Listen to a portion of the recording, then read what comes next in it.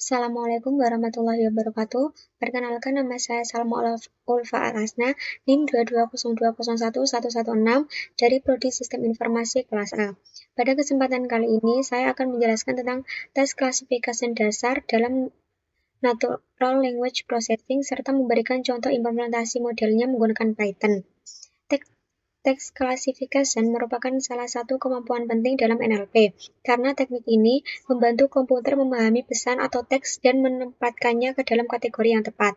Pada video ini, saya akan menjelaskan pengertian text classification, kelebihan, kekurangan, tahapan prosesnya, kemudian saya akan menampilkan coding sederhana yang digunakan untuk melakukan klasifikasi teks menggunakan naive Bayes.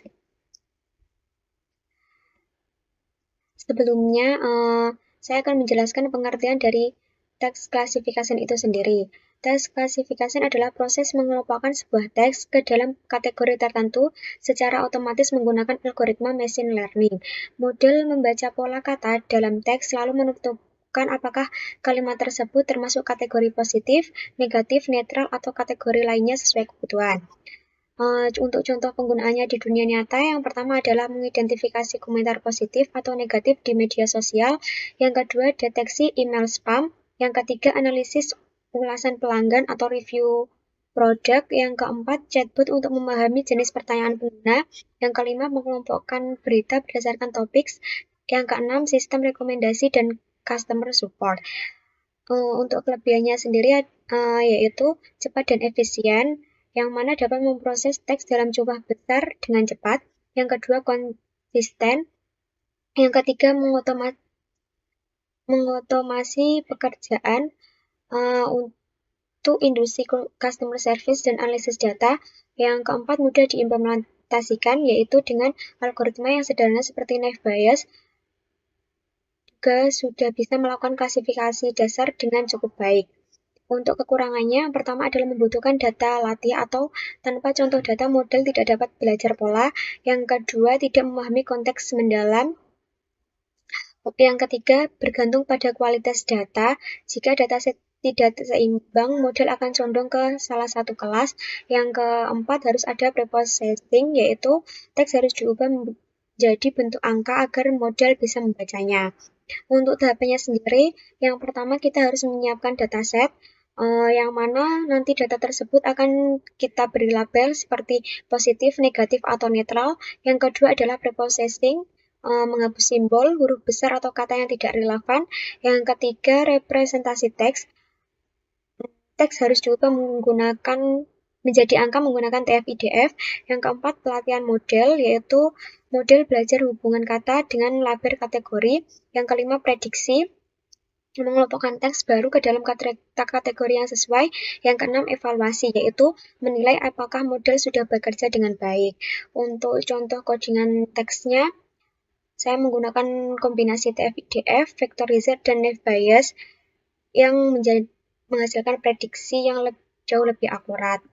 Di sini saya sudah mempunyai codingannya yang saya contohkan di Google Colab menggunakan Python.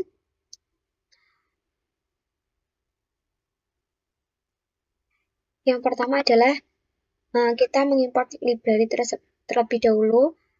Kita mengimport TF-IDF, naive Bayes, dan pipeline agar proses klasifikasi lebih rapi dan mudah. Selanjutnya adalah membuat dataset lengkap dan seimbang. Di sini saya mempunyai 15 kalimat dengan 3 kategori, yaitu positif, negatif, dan netral, yang mana setiap kategori mempunyai 5 kalimat. Selanjutnya, di sini ada labelnya, yaitu ada label positif, negatif, dan netral. Selanjutnya adalah membuat paperline TF-IDF dan naive Bayes. TF-IDF memberi bobot kata berdasarkan seberapa penting kata tersebut pada keseluruhan dokumen. Selanjutnya, naive Bayes membaca bobot tersebut untuk menentukan sentimen. Selanjutnya adalah melatih model menggunakan coding model .fit dalam kurang teks koma label. Selanjutnya adalah memprediksi teks baru. Di sini saya mempunyai 5 teks baru yang berbeda dari teks di atas. Nanti teks ini akan kita prediksi dia masuk ke label positif, negatif, atau netral. Selanjutnya, menampilkan hasil dalam bentuk tabel. Di sini sudah ada hasilnya.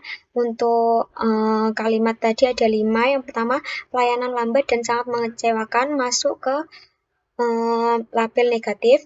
Selanjutnya, tidak buruk tapi juga tidak bagus masuk ke label negatif.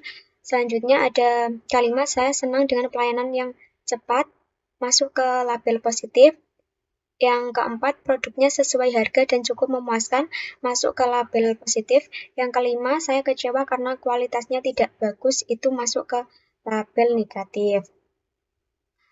Untuk klasifikasi teks sendiri, biasanya digunakan untuk analisis sentimen pelanggan, selanjutnya untuk penyaringan komentar negatif, atau pendeteksian email spam, sistem chatbot, klasifikasi dokumen, analisis media sosial, dan sistem rekomendasi. Dengan teks classification, perusahaan atau organisasi dapat mengolah teks dalam jumlah besar secara otomatis, cepat, dan jauh lebih efisien.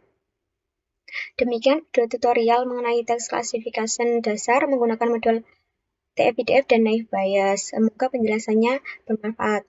Untuk kurang lebihnya saya mohon maaf. Wassalamualaikum warahmatullahi wabarakatuh.